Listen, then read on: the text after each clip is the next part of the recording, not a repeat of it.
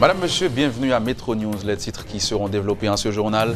Visite ce vendredi du Premier ministre Jean-Henri Séan à la Cour supérieure des comptes. Le chef du gouvernement voulait s'enquérir du fonctionnement de l'institution et de l'état d'avancement de l'enquête portant sur le dossier Petro-Caribé. Des résidents des quartiers de Village de Dieu et de Cité Plus tirent la sonnette d'alarme. Ils demandent aux autorités concernées de prendre toutes les dispositions nécessaires afin de rétablir le calme au niveau de ce secteur. Le chef du gouvernement a tenu jeudi dernier son premier conseil des ministres sous la direction du chef de l'État. Il a ensuite eu des séances de travail avec les ministres ainsi qu'avec les membres du Conseil supérieur de la police nationale, CSPN. Le dossier des violences des gangs armés a été débattu lors de cette première rencontre avec les membres du CSPN.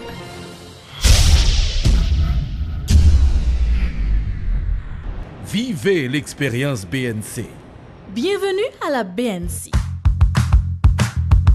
Votre Banque nationale de crédit met à votre disposition ProCrédit pour améliorer la productivité de votre petite ou moyenne entreprise. Avec notre plat épargne retraite, planifiez votre demain aujourd'hui. ATM BNC, Banque nationale crédit Paola. N'importe côté, n'importe qui l'est. La carte BNC, c'est tous les avantages BNC dans une carte. Kaipam, en fait, c'est Kaipao. Et l'argent cash, c'est la BNC à votre portable.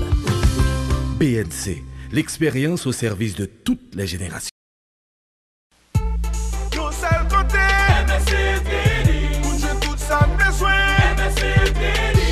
Toute variété, à qualité bon marché, télévision, transformateur, céramique,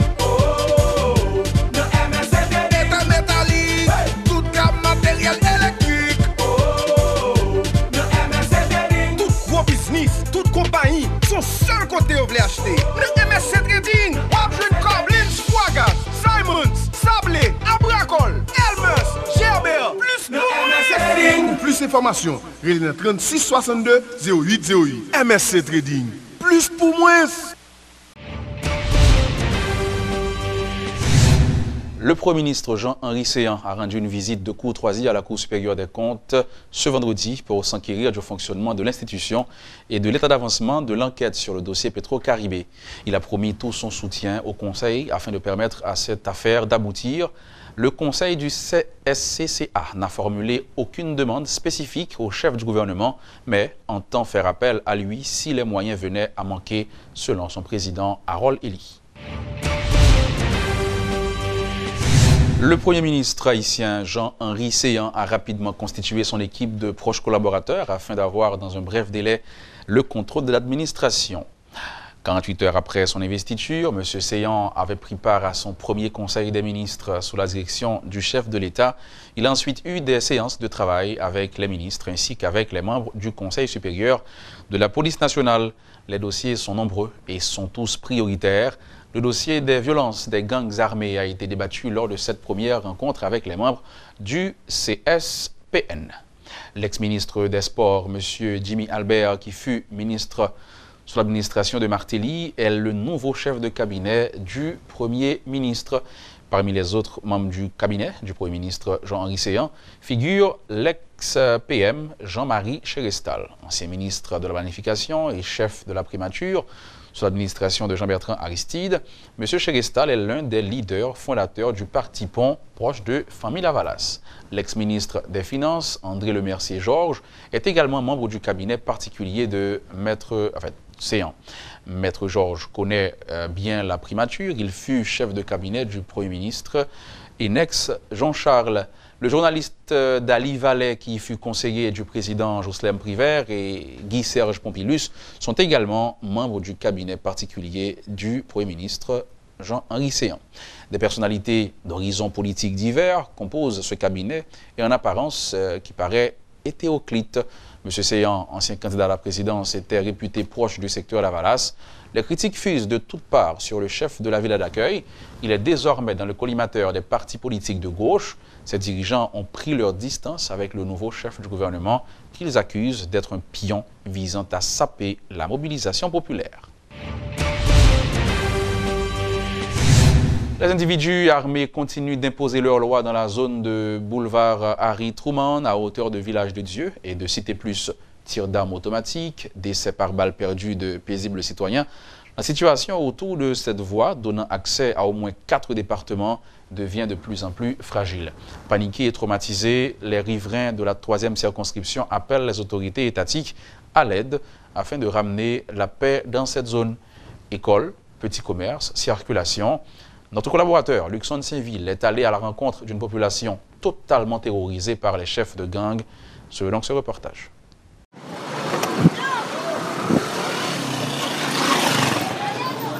Le corps sans vie d'un jeune homme gît sur le sol, non loin de Marty 123, quartier de la 3e circonscription de Port-au-Prince. Il a été tué par balle tôt ce vendredi matin, nous révèle discrètement un habitant de la zone. Tir nourri presque quotidien, panique généralisée, les habitants vivent la peur au ventre. Dans cette tiré, le soleil couché, l'après-midi, l'école terminée, et toujours tiré. Il est presque 1h de l'après-midi. Martine vient de récupérer son fils Samuel à l'école. Cette mère qui réside à Cité Plus s'empresse de rentrer chez elle pour échapper à un éventuel affrontement. Le traumatisme est visible. Cette situation n'est pas sans conséquence sur le mental de son enfant. C'est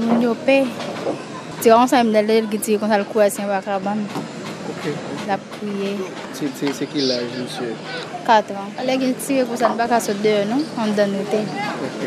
Est-ce que ça veut que monsieur pas à l'école? Oui, elle a tiré pour l'école. Ce sont pratiquement toutes les activités qui sont affectées par ce climat de terreur.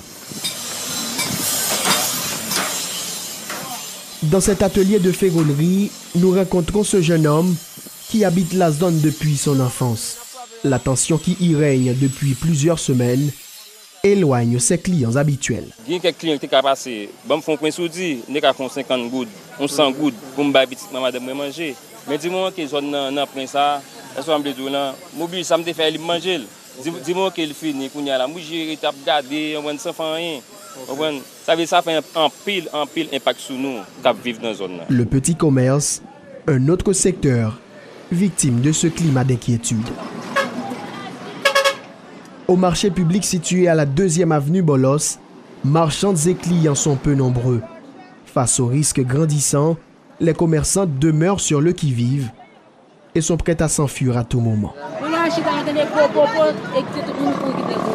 mais comme si tout ça est là, les retirer, comment on fait? Oh, bon pousse moi, quitte ça me fait me ramasser.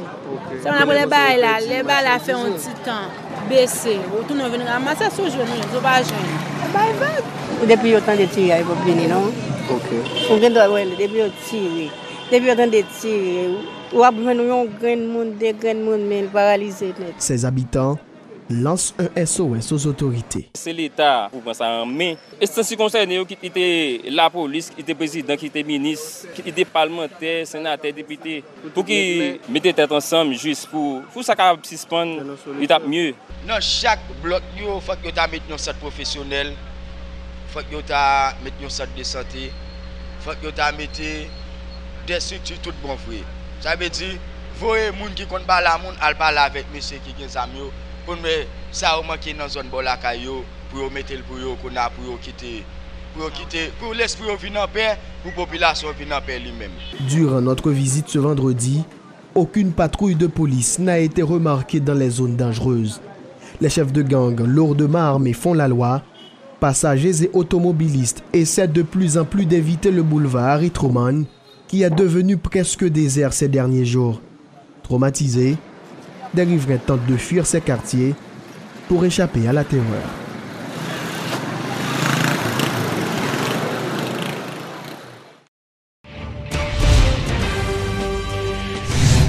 La commission Justice, Droits humains et Sécurité publique de la Chambre des députés a mis fin ce vendredi à un atelier de travail visant les différents acteurs, étatiques ou non, sur l'adoption du code pénal, du code de procédure pénale et la loi sur l'assistance judiciaire. Financé à hauteur de 5 millions de gourdes par la Mini-Juste, Cette initiative vise à protéger les individus. Lors de cet atelier, le président de la commission, Jean-Marie Forestal, a déploré que l'État soit surprotégé dans les anciens textes de loi. La commission entend humaniser le nouveau code. Le nouveau code pénal là nous dit les plus à protéger l'individu contre la sévérité des peines de l'ancien temps. Parce qu'il ne faut pas oublier que nous sommes dépassés par 2 siècles. Nous sommes au 19e siècle. Le code pénal de 1835, ça date de 19e siècle. Or, nous sommes au 21e siècle. 2 siècles de cela. Donc, peine n'a pas subi aucune modification alors que la société a évolué. Donc, ça veut dire que l'objectif là même, c'est humaniser peine. C'est un code pénal tout à fait humaniste, même si il n'y a pas laissé de côté la protection sociale. La société mérite d'être protégée, mais en protégeant la société, on protège aussi l'individu. Mais avant, c'était seulement l'État qui était surprotégé.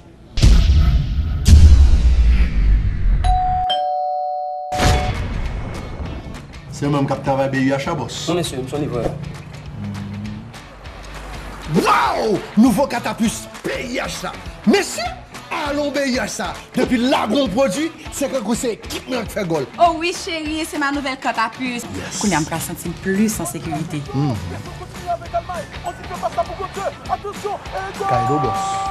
Avec un service à la clientèle Cap-Bao, bonne stratégie, une nouvelle application mobile qui traite sous la balle et un Mastercard Cap-Forgat bel goal, là où c'est client BUH ou déjà champion.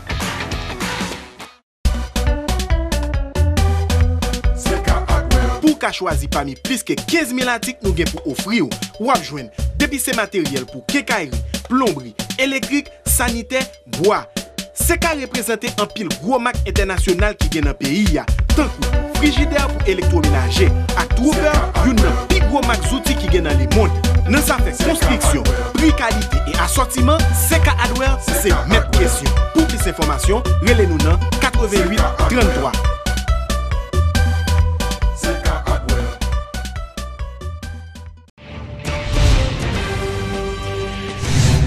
On se le rappelle, lors de la cérémonie de collation de diplôme de la 29e promotion de la PNH, le président de la République, Jovenel Moïse, avait déclaré que les organismes de défense des droits humains constituent un obstacle pour les policiers qui veulent intervenir dans les quartiers chauds comme Martissan.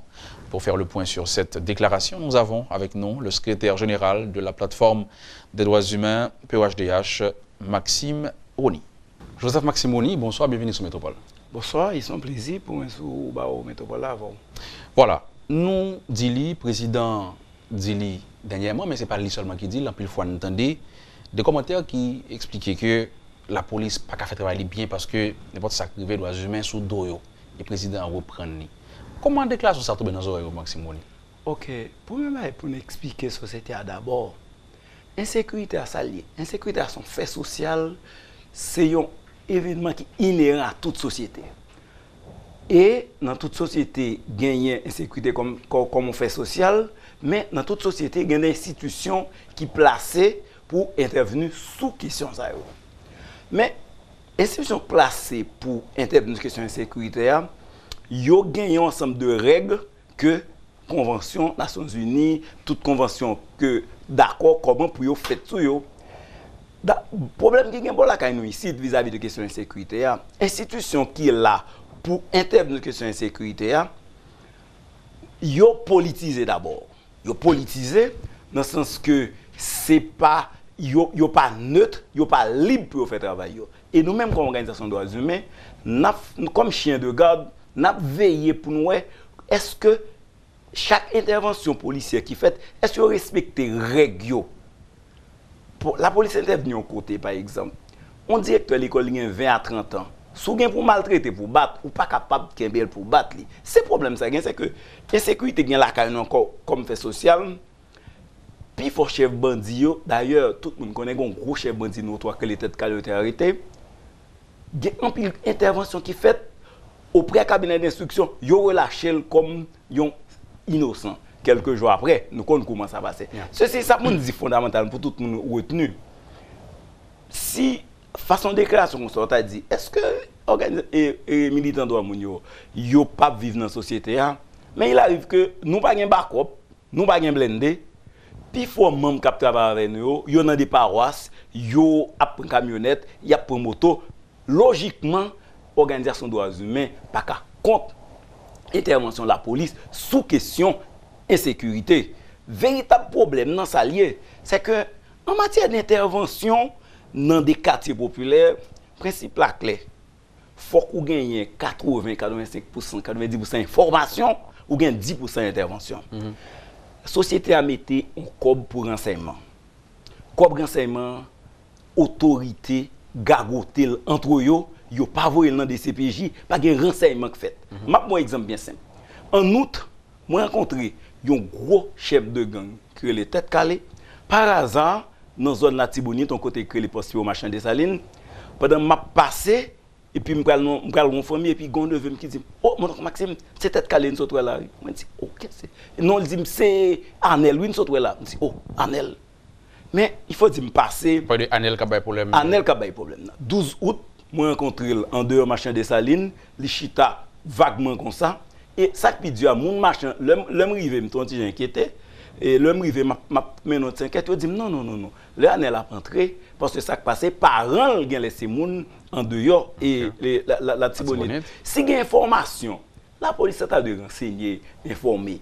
On est responsable déplacer. Il faut arrêter de l'autre côté parce que pour un bandit, on pas obligé d'entrer dans fief côté tout monde, si moun petit élève l'école, grand monde, tout le monde a vivre. C'est ça nous dit que la police a intervenu, la police n'a pas intervenu tant qu'on n'importe qui. Il faut la police a une information pour qu'on ait action la poser. Et c'est ça le problème. La police fait des interventions en dehors de la loi. Et l'elle fait au dehors de la loi, nous dit question ça yo pas intéressant. Et c'est ça qui est le problème véritablement. Maintenant, est-ce que balance là est faite? Et la police agit en dehors de la loi, c'est normal pour critiquer le même genre. Il y a des policiers qui filment des citoyens là, la fait bruit, ils critiquent eux. Donc, ils agissent, gens pas supposé agir. Maintenant, est-ce que, bon côté pas nous balance la fête? Le qu'on y a là, c'est des gangs armés qui ont terrorisé les gens, qui ont tué les gens. Est-ce que nous avons la même position dure ça que nous prenons laisser la police qui font bavure? Ok, nous pas, organisation des droits humains, il n'y a pas un mois, directeur général de la police, invitez-nous, venez chita parler ensemble avec elle. Donc, nous avons de très bons rapports avec les autorités policières. D'ailleurs, il y a des problèmes que l'autorité de la police, pas qu'à intervenir, pas qu'à parler, ils communiquent avec nous, nous intervenons sur lui comme organisation des droits humains. Comment tu as voulu que nous chita parler avec haute autorité pour nous contre-intervention? Ça nous dit, la police fait bavure. Nous pas de problème de bavure policière. Mais, moi dis pour chaque bavure policière, il faut essayer de chercher, comprendre, sanctionner pour ne pas quitter en répétition pour l'autre policier qui peut aller dans l'opération capable de faire librement. Mais nous critiquons toute l'autorité de la police. Là, il y a des policiers qui mourent dans l'opération pour voir qualité cercueil, qualité et situation que au et nous toujours dit, l'autorité a gagoté l'argent et renseignement, ça décourage les petits policiers dans la rue pour faire travail. Un exemple bien simple. Pour qui ça, la police, depuis 2 semaines, pas déployé unité spécialisée tout autour bâtissant pour protéger les gens qui passent. C'est l'organisation des droits humains qui sont légitimes. C'est l'organisation des droits humains qui empêche de faire ça. Le problème, c'est posé. La sécurité, à certains moments, n'est pas préoccupation première ou ensemble d'autorités. En tout cas, il y a tout bien blindé. Oui, mais dans le contexte aujourd'hui, à côté citoyen, population, à corps et à cri, à demander pour gagner une solution à la situation matissante, l'autorité qui t'a fait la sourde oreille, eh ben, il n'est pas conscient de chaises éjectables qui sont les chaises à Bon exemple simple. En cas d'insécurité, c'est bon bail qui est impossible pour résoudre. Ou faire venir des spécialistes, ou chita poser, ou garder configuration géographique espace là, ou chercher renseignements, ou regarder tout bagage. Ou t'as rien doit prendre 2, 3 mois, 6 mois avant de faire intervention. Ils sont quartier. Mais là, il faut gagner information, il faut gagner cob, cap gagner champ, cap gagner fille, cap gagner toute qualité moun ou cap menace. Mais yo pas voulu faire travail professionnellement. Et c'est ça. Ça pas fait là non. Mon cher, moi rassurer vous. Moi-même parler avec des pires autorités dans la police. Quand ça dit nous, comme organisation des droits humains, ils disent nous que il y a des machines officielles vite teintées qui entrent et sortent en dedans côte bandit. Il y a des ambulances qui entrent et sortent. La police pas droit fouiller pendant y a entré non dans base. Et un problème simple pour nous dire, si on volonté politique d'en haut, Haïti nous pas fait produit cartouche, nous pas produit balle. Nèg on fait 36 heures quand tu dois taper tirer oui. Quand on joue cartouche ça yo. OK. Contrôler la douane, contrôler port yo, contrôler l'aéroport yo, n'a réduit circulation d'armes. Faut que volonté, moi dis volonté ça, li pas là parce que l'autre élément pour nous dire population qui est extrêmement important sur question ça. Ouais, remonter insécurité, li lié tout en prélude à des élections pour le fait, il y a des élus qui là, chaque petit groupe bandit pa yo, des gens qui besoin moun yo. Et là, m'pa vle, yo vinn ba organisation de droits humains, chay la porter comme tel, manquons volonté politique et travail comme chien de garde là, yo met ba nos accusations, n'a fait parce que nous pas aucune opposition, aucune critique sévère contre la police sous de bonnes interventions réfléchies, bien planifiées. Maximoni, nous va le finir mais le gagné commentaire ça au cap fait, je vous dit tout à l'heure. Manquer une volonté politique pour résoudre le problème ça, machine tente à rentrer en dedans, ambulance à rentrer. Donc c'est presque tout le monde finit connaît que le gain problème ça au des côtés, il y a des groupes officiels qui impliqués là-dedans qui de connivence avec Mandio. Tout le monde presque a dit qu'on y a. OK. Maintenant, on dit haute autorité de la police, on dit ça tout. Maintenant, leur situation s'est présentée devant ou des citoyens qui des pays ou bien est-ce que qui ça qu'a fait? Quel comportement on chef de la police par rapport à une situation comme ça? Le connaît que officiel impliqué dans des activités comme ça. Qui t'a supposé comportement Michel-Angèle Déon? Ou bien citoyen, c'est pas un café? Bon, moi-même moi crois que faut que Michel-Angèle Déon assume responsabilité. Assume responsabilité dans le sens que si job pour lesquels qu'on a mission pour lui, gain obstacle sous lui, ramasser caractère, si c'est sénateur, si c'est conseiller de la présidence, si c'est conseiller de la primature, faut que problème n'en poser. Parce que c'est ça, il n'y a pas l'autre encore. Insécurité, c'est pour insécurité. Parce que non seulement, en dehors de, faut dire ça, majorité de jeunes qui dans l'insécurité, c'est des gens qui sortent des quartiers populaires, de sections communales en dehors. Ça que tu as vendu, l'autre qui vient ici, et il y a le gonflé dans le quartier populaire. Il n'y a pas l'école, tu es capable de dire que mettez un programme où fait coût électricité, automobile, coût plomberie, pour une série de jeunes, créer perspective, yo capable sous chantier et puis gon hypocrisie pour moins vle que autorité au suspend. Ou gon ensemble de petits moun 5-6 ans, soit aéroport, cap laver machine, cap fait mais l'auprès de petits moun 5-6 ans, 7 ans cap sur machine. D'ici 10 ans, c'est des foyers. C'est des foyers. Donc moi crois que jodi a gen de bail population fait. Sous quartier la Kayou, faut moi toujours dire nous pas gagner un pays de rechange nous seul Haïti. Chaque grand monde qui regarder, qui suivre débat, c'est pour dire tête yo, moi gain côte papa pour me porter, pour m'aider changer situation. Sous quartier la Kayou, où est des monde drôle, organiser ensemble, essayer d'avoir informations à des autorités de la police. Mais pour une précaution, choisir que l'autorité de la police ou information parce que bagarre la pas, c'est une question simple. Honnêtement, faut que nous disions très clairement le plus gros problème, c'est l'absence de volonté politique. La police a puissant fait des actions et sous coup de tête, des actions irréfléchies au lieu que yo planifier question sous base renseignement pour que yo fait des interventions correctes. Yo n'a pas m'a pour commander ça va nous finir. N'a dit autorité yo. L'op circuler dans blindé, dans gros machine ou gen backup, c'est population Matissan, population civile là qui justifie pour soit fonction. Sous question Matissan, personne moun pas cap vivre en paix pour aller les organes pour traverser zone. Tant pis, rendre moun un service, déployer unité d'élite que nous convoyer al voyer de l'eau gratter, al faire intervention brutale, les gain revendications sociales yo, al aider yo font au minimum pour calmer ça qui a passé en dedans et quartier. Parce que moun yo mérité, on aller mieux, ou gen doit aller bien grisser, ou gen doit mais faut société faut passer et faut sentir que l'autorité est soucieux par problème qui a frappé nous. Moi même pas senti yo soucieux pas problème. Donc le constat fait peur et de plus en plus de voix a levé pour demander l'autorité agir et le président a demandé la police agir, la police devrait agir, il n'est que d'attendre. Maximoni, merci. Merci un peu. C'est ton plaisir. Joseph Maximoni, il est coordonnateur de la POHDH. Il est avec nous ce soir donc, pour parler sécurité, mais aussi répondre aux accusations portées contre les organismes de défense des droits humains.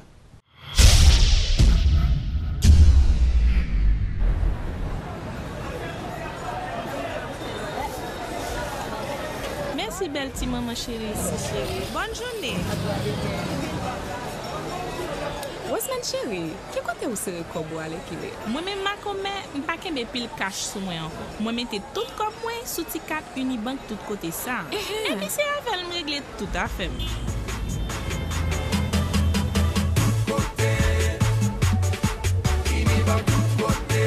Hey, comme t'as pensé à le faire une tout? Ah, chérie, pourquoi vous avez un Unibank tout côté par avec 100 gouttes de dépôt seulement? Mes amis, je pense que ça peut des pile. Ma commet, pas petit temps. Parce que ouais, moi même journée jeudi, moi j'ai un 4000 gens avec n'importe l'autre client Unibank.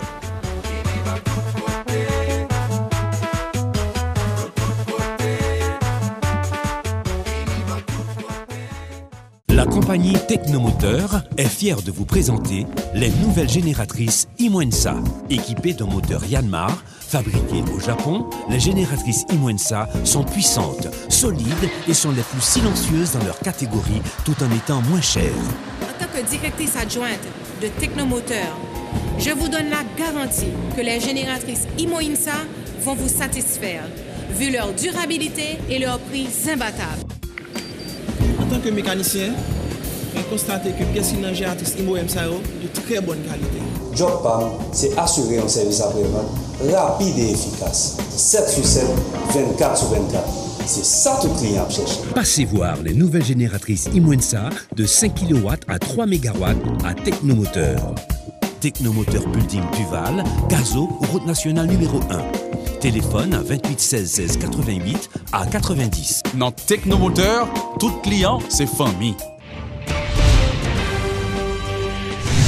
Haïti occupe la 168e place dans le dernier rapport sur l'indice de développement humain IDH réalisé par le Programme des Nations Unies pour le développement PNUD. Il est le seul pays de l'Amérique latine et des Caraïbes à se retrouver dans une pareille catégorie. Et pour comprendre le classement d'Haïti dans ce rapport, nous avons avec nous l'économiste Kessner Farrell. Bonsoir Kessner, bienvenue. Un autre rapport qui met Haïti face à sa réalité, le rapport sur l'indice de développement humain. Quand on parle de l'IDH, on parle de quoi, pour commencer? Et pendant quelques années, on parlait surtout de croissance économique, du PIB. Et en 1990, les Nations Unies ont décidé de voir ce qu'on appelle le capital humain, à savoir le développement humain. Car on peut avoir une augmentation du PIB s'il y a une mauvaise répartition, donc on n'aura pas vraiment de bons résultats. L'IDH, je pourrais dire, c'est vraiment une bonne trouvaille, ça permet en quelque sorte d'avoir exactement est-ce que la population a connu une amélioration dans les conditions de vie. Quels sont les critères? Quels sont les champs? La première variable, c'est l'espérance de vie.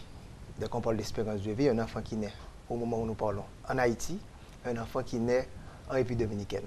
L'enfant qui naît en Haïti, 63,3 années, 64 à peu près. République dominicaine, 73 ans. Ça fait une différence de 10 ans. Donc l'accès aux soins de santé. Très bien. Taux de mortalité infantile, taux de mortalité maternelle. Deuxième variable, c'est particulièrement le nombre d'années passées en moyenne à l'école. Donc l'éducation. Haïti, jusqu'à récemment, on était à 6 années. Ça se retrouve maintenant à 7 années. Donc, qui veut dire quoi? Un enfant qui entre à l'école en Haïti, c'est niveau certificat. Donc, si on peut atteindre le secondaire, ça va avoir une éducation beaucoup plus élevée. Et comme la connaissance, l'information, ça domine le monde aujourd'hui, plus on peut rester à l'école. Donc, si le taux de déperdition scolaire diminue, il va y avoir la possibilité, pour une femme particulièrement, de porter un enfant mieux. Pour un jeune également, d'avoir un salaire beaucoup plus élevé. La troisième partie, c'est le revenu per capita. À savoir le revenu national, le PIB à diviser par la population. Donc lorsque vous avez une population qui croît à un rythme assez soutenu, au dénominateur, au numérateur, s'il y a une croissance économique qui est trop faible, donc vous allez avoir une fraction, un résultat qui est négatif. Ouais, la pauvreté. 4 années de moins de 2% de croissance. Cette année, on va avoir 1,7% selon le nouveau argentier national. Donc qu'est-ce qui arrive lorsque vous avez un revenu per capita aussi faible? Donc votre IDH diminue. Haïti est encore à un niveau inférieur à 0,5. Haïti est le seul pays de la zone avec un IDH faible. La République dominicaine a connu une certaine graduation positive en passant IDH élevé à 0,7. Donc là, il y a des efforts à faire. Et sur l'éducation particulièrement, Donc, on a compris que majoritairement, on avait des enfants qui restent à l'école qui atteignent la primaire. Mais pour le secondaire et l'université, c'est difficile d'avoir un Ça se chiffre complique élevé. parce que ce n'est pas seulement le nombre d'années à l'école aujourd'hui, il y a la qualité de l'éducation. Donc, il y a le taux de scolarisation, mais quel type d'éducation vous allez avoir? Donc, en ce sens, Haïti a connu une amélioration dans le taux de scolarisation. L'analphabétisme a diminué en Haïti.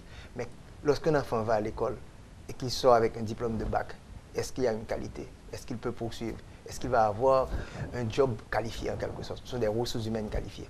Donc c'est la raison pour laquelle il ne faut pas voir simplement l'éducation, mais une éducation de qualité, le capital humain. Donc si on regarde la réalité aujourd'hui avec ce qu'on voit chez nos jeunes, leur comportement, ce qu'il y a comme réalité tous les soirs, notamment à Port-au-Prince, on va dire que le rapport n'a pas menti. Hein. Oh, certainement, certainement. À savoir, l'espérance de vie est faible, 63 ans si on regarde. C'était le niveau à peu près en 1990, l'espérance de vie mondiale. Donc nous avons près de 10 ans de retard par rapport à la République dominicaine, près de 11 ans par rapport à la Jamaïque. On parle pas de Cuba. Ans, pratiquement. Hein. C'est Cuba, c'est le Brésil face à Haïti en Coupe du Monde, le football. Donc c'est pour vous dire que réellement, les trois indicateurs nous montrent exactement ce que nous avons fait pendant les 20-25 dernières années. L'instabilité politique, qui fait que le jeune ne peut pas aller à l'école de manière continue, l'instabilité politique qui influence également la situation macroéconomique, l'instabilité politique qui donne une fuite de cerveau. Donc le résultat que vous avez indique clairement ce que nous avons fait pendant les 20-25 dernières années. Maintenant, ce n'est pas la première fois qu'Haïti est classé, on a vu ça tout à l'heure, donc à chaque fois on nous donne le pouls de la situation. Mais pensez-vous que nos dirigeants prennent en compte cette réalité, ces chiffres, notamment dans le budget? En fait, ce n'est pas seulement le dirigeant, mais c'est nous également, la population. C'est ainsi qu'il faudra mesurer ou encore la performance du gouvernement. Vous avez 5 années, vous avez fait des promesses. Maintenant, l'IDH en arrivant à quel niveau, en sortant à quel niveau. Et là, c'est facile pour voir, est-ce que l'espérance de vie a augmenté? Est-ce que l'éducation connaît une amélioration? Est-ce qu'il y a beaucoup plus d'emplois pour augmenter la richesse? Et est-ce qu'il y a une bonne redistribution de la richesse en quelque sorte? Et vous avez bien dit le mot, le budget.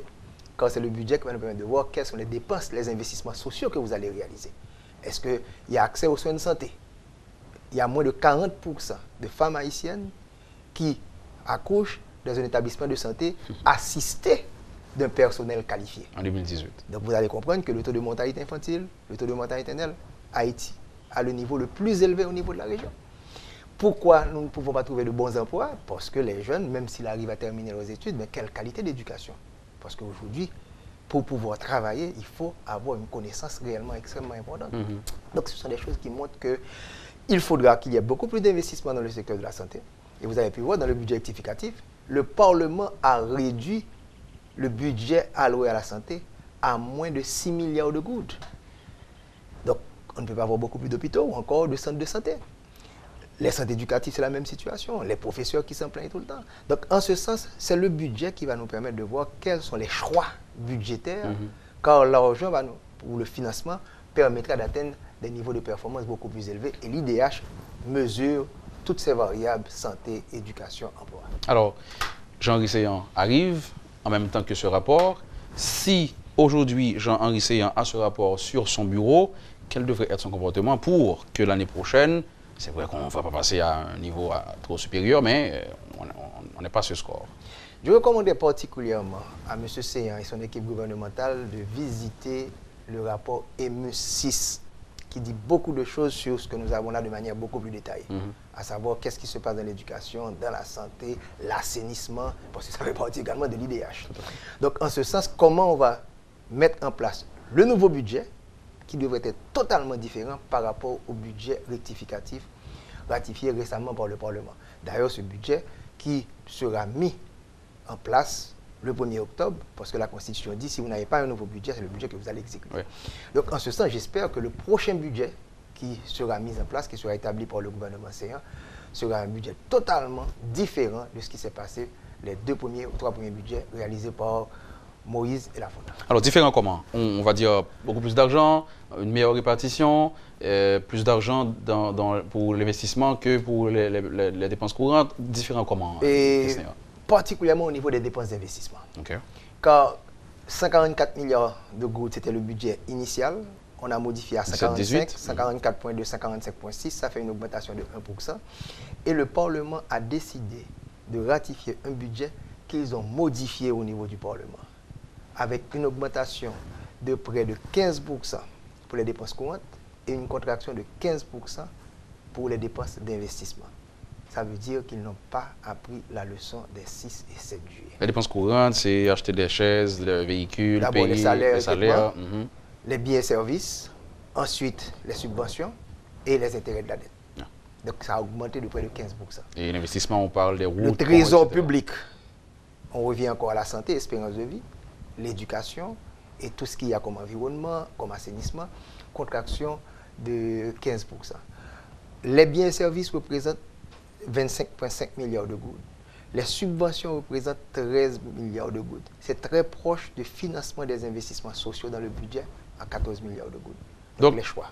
Dans le trésor public, l'argent qui va sortir des poches des citoyens, et l'État réserve seulement 14 milliards de gouttes pour des investissements. Sur 99,2 milliards de gouttes, si ma mémoire ne me fait pas défaut, sur les recettes domestiques, il y a près de 85% pour les dépenses courantes, le reste 15% pour les dépenses d'investissement. Les dons et emprunts qui sont apportés par l'international, le financement externe, nettement supérieur au financement interne du budget, particulièrement pour les investissements sociaux. Donc l'État compte sur l'international pour investir dans le pays. Exactement. Et là, si on parle de dividendes, donc les citoyens haïtiens gagneront quelque chose si et seulement si l'État investit dans les infrastructures et dans l'éducation et tout ça. Parfait. Parce qu'on revient à l'IDH, puisque c'est l'esprit dont on parle, à savoir pour améliorer les conditions de vie de la population, c'est la santé, c'est l'éducation, c'est l'assainissement, c'est les infrastructures.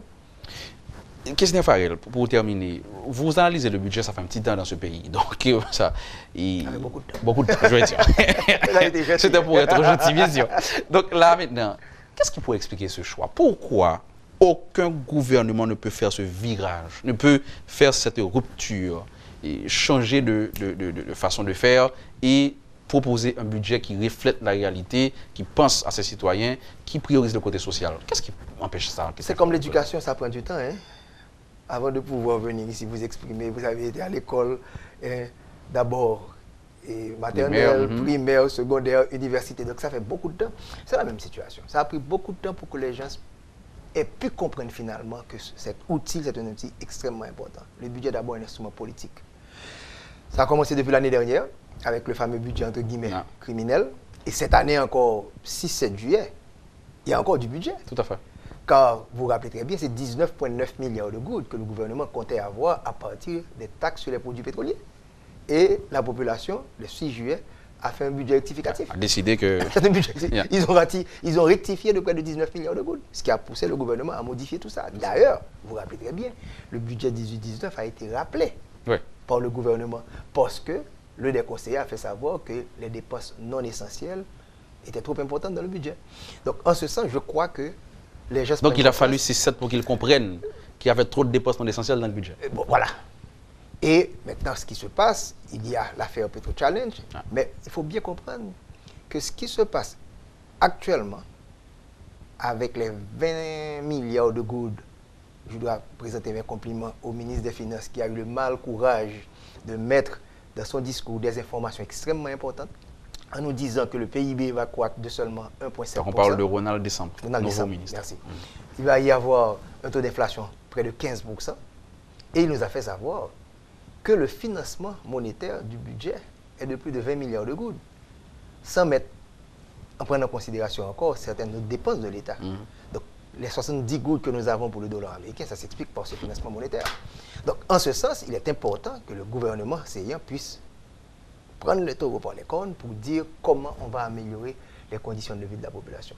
Car ce n'est pas seulement le budget là, il y a également une instabilité macroéconomique, il y a beaucoup de déséquilibres, et vous savez très bien, ces déséquilibres ne peuvent que créer une détérioration des conditions de vie de la population. Tout à fait.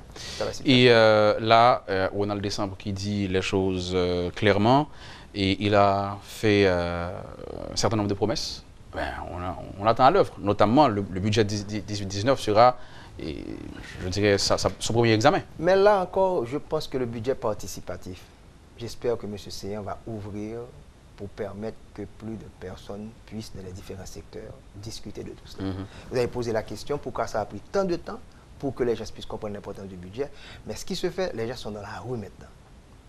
Comment discuter, participer, et M. Dessam l'a dit bien, il ne pourra pas le faire seul. Il faut qu'il y ait une communion d'idées.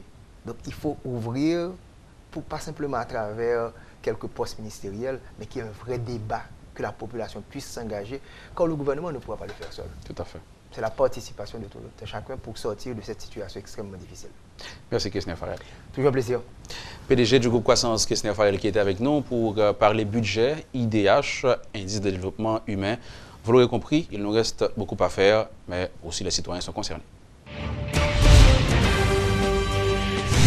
Un dossier spécial à notre journal. Depuis plusieurs mois, des Cubaines et Cubains sont remarqués dans un quartier à Maïgaté, non loin de l'aéroport international Toussaint-Louverture. Certains habitent la zone, d'autres sont en vacances dans le pays et viennent faire des emplettes. Qu'ils soient des résidents ou des touristes, pourquoi ont-ils choisi cette zone qui abrite aussi un marché de vêtements et de produits cosmétiques? Comment est leur mode de vie? Que pensent-ils d'Haïti? Autant de questions que notre collaboratrice Sheila Louis-Joseph est allée poser à ces citoyens cubains. Elle nous amène à Maïgaté. On va suivre ce reportage spécial de Sheila Louis-Joseph et de Guitry Choisy.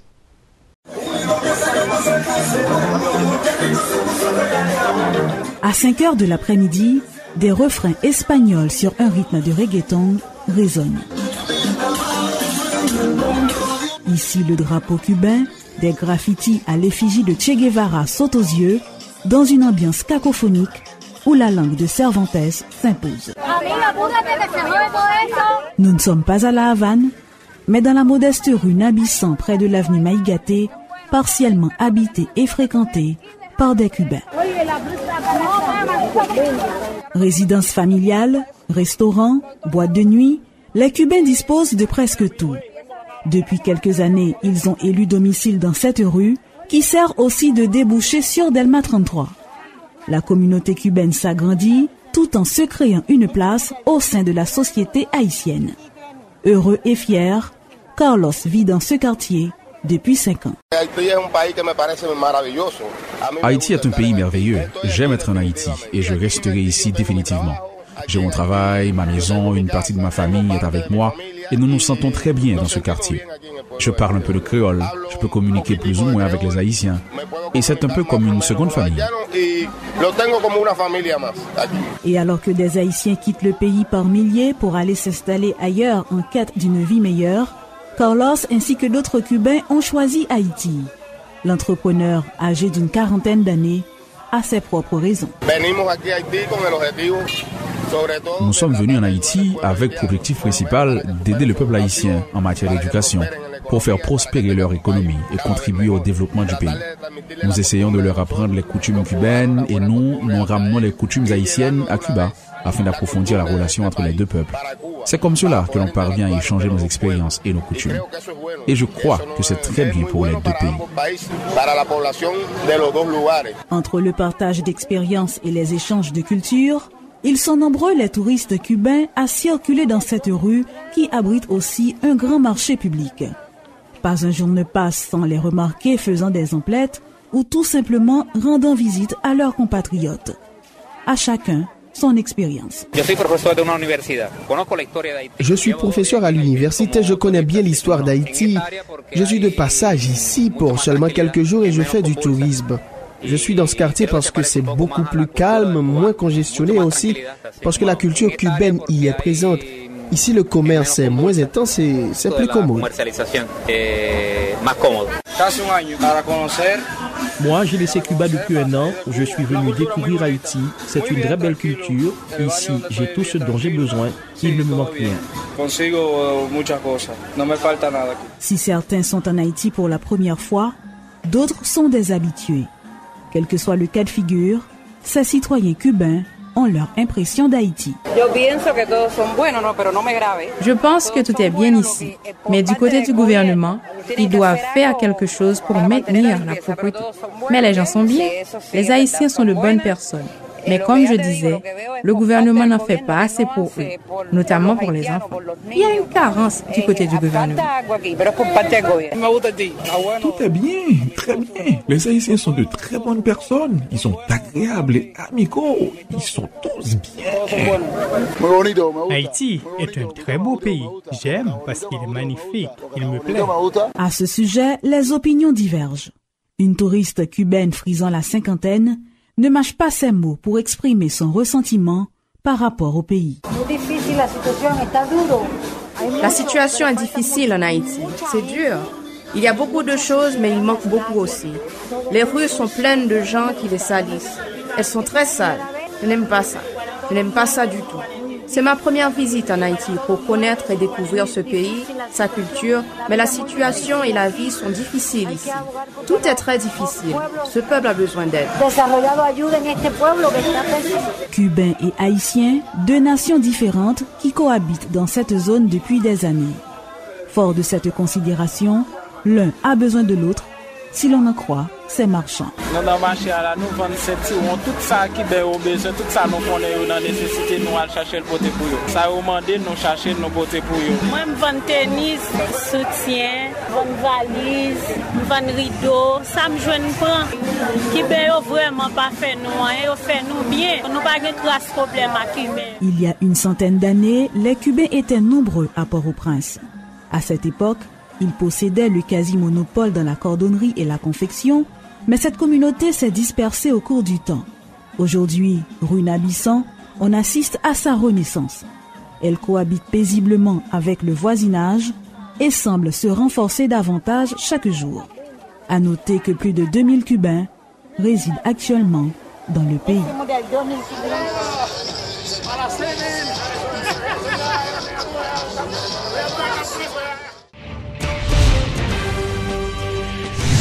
L'ONG Plan International a présenté ce vendredi le salon sur l'inclusion scolaire à l'heure des TIC. Selon Patrick Gerbier, ce salon a pour objectif de promouvoir les politiques, engagements formels et programmes en faveur de l'intégration des nouvelles technologies dans l'éducation pour l'inclusion scolaire. Nous sommes intéressés avec la problématique éducation inclusive et nous voulons tout qui ont nouvelles technologies de l'information capables de faciliter l'apprentissage si moun qui en condition d'exclusion de toutes sortes et n'a parlé là par exemple enfants en situation de handicap, enfants des rues, enfants vivant avec VIH/SIDA et surtout les enfants des rues qui en pile fois c'est des enfants surâgés qui dans l'école du soir. Donc nous voulons mener un ensemble d'actions de plaidoyer côté que nous invitons ensemble d'organisations de la société civile pour former une alliance autour de questions qui liées avec problématiques inclusion scolaire ou encore pour nous capables d'une éducation qui est inclusive et qui est équitable. Le thème là c'est l'inclusion scolaire à l'heure des nouvelles technologies de l'information et de la communication. Maman, elle dit maman. Regardez-lui la marché. Petit bébé là, bien éveillé, faut qu'il ait en bonne santé. À part qu'à manger pour contour. Blédine a fait céréales Blédine avec l'aide Blédine la croissance pour petit tout bien vivre chaque étape développement colis avec l'esprit. À part conditionné, bravo. Blédine céréales avec Blédine la croissance, c'est partenaire tout premier progrès petit bébé là. Promotion tout le monde. Ça, c'est moment nous pouvons vivre. Criolito toi faut cadeau manger pour yon l'année. Attends, pile notre bel cadeau encore. Porter 75 pour tablettes Criolito en pays. Gagner plusieurs milliers prix même côté à. Tout petit gâté yo gagner cadeau. Remettre pour tablettes yo en pays. Ou va gagner quand même yon cadeau. Mais talent, que plus toujours. Si vous arrivez former manger à Criolito, ou va gagner manger pour yon l'année. Suivre Criolito bien oui. Là-bas manger pour yon l'année. Tout petit gâté yo bien cadeau sans tirage. Criolito toujours pas au cadeau, et puis bon yo. T'aimes cadeau Criolito yo, le cas de fait ou là. Merci à toutes et à tous d'avoir été avec nous. C'est la fin de ce journal. Donc, on vous souhaite un excellent week-end sur la 52. À bientôt.